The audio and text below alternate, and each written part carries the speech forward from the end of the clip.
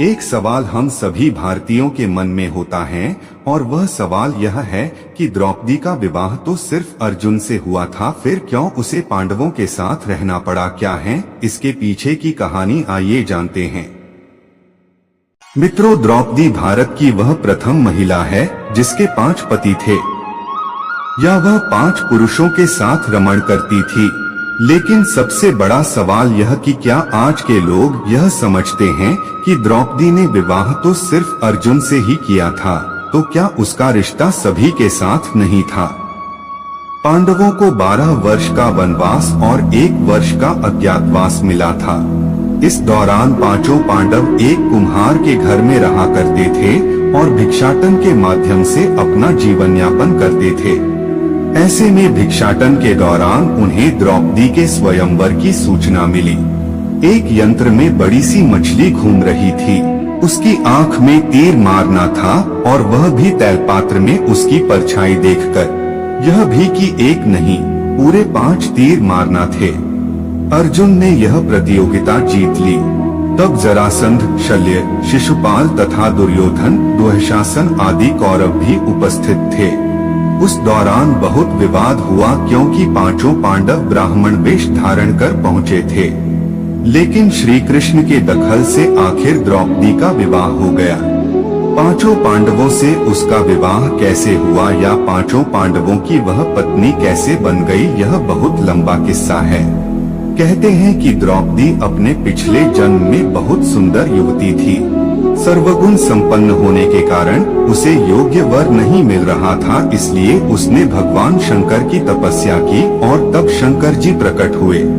उस समय द्रौपदी ने हड़बड़ाहट में 5 बार वर मांगे, इसलिए उसे शिवजी के वरदान के कारण इस जन्म में 5 पति प्राप्त हुए। जब भगवान शिव ने द्रौपदी को 5 पति प्राप्त होने का वरदान दिया था, तब वह भी ये जानते थे कि उसे अपने 5 पतियों के साथ पत्नी धर्म निभाने में समस्या होगी।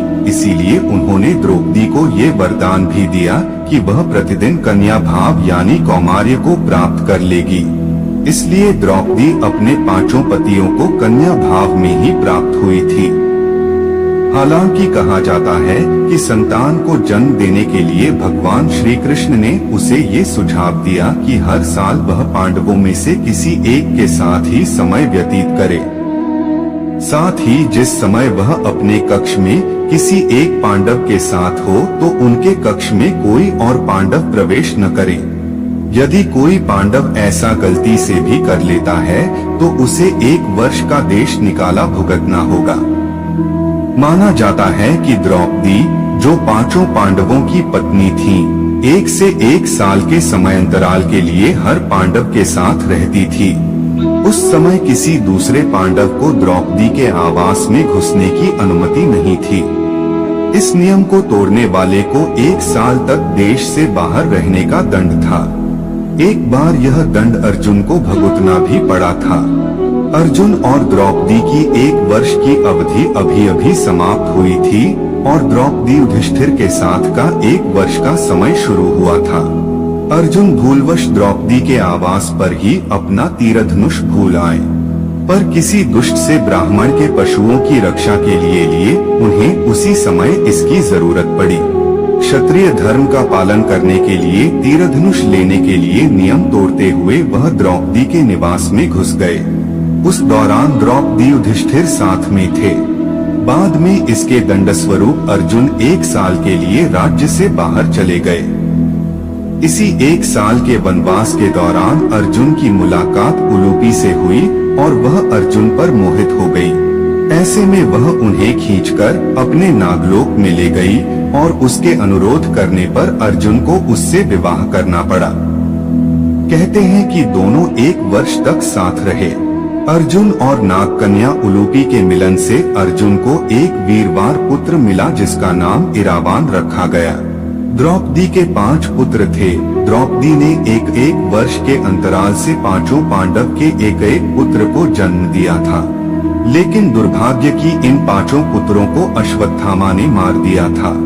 द्रौपदी और सत्यभामा संवाद। एक दिन की बात है, पांडव और ब्राह्मण लोग आश्रम में बैठे थे।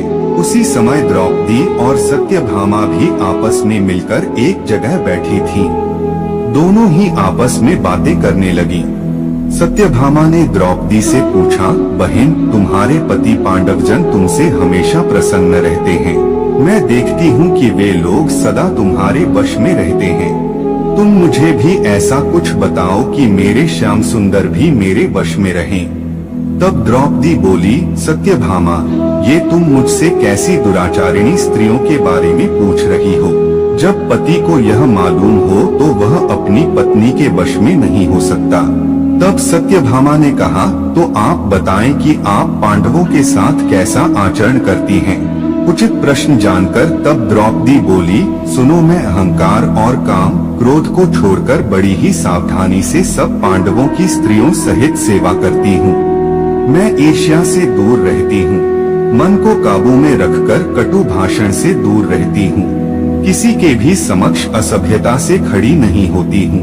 बुरी बातें नहीं करती हूँ और बुरी जगह पर नहीं बैठती। पति के अभिप्राय को पूर्ण संकेत समझकर अनुसरण करती हूँ। देवता, मनुष्य, सजादजा या रूपवान कैसा ही पुरुष हो, मेरा मन पांडवों के सिवाय कहीं नहीं जाता। उनके स्नान किए बिना मैं स्नान नहीं करती। उनके बैठे बिना स्वयं नहीं बैठती। जब जब मेरे पति घर में आते हैं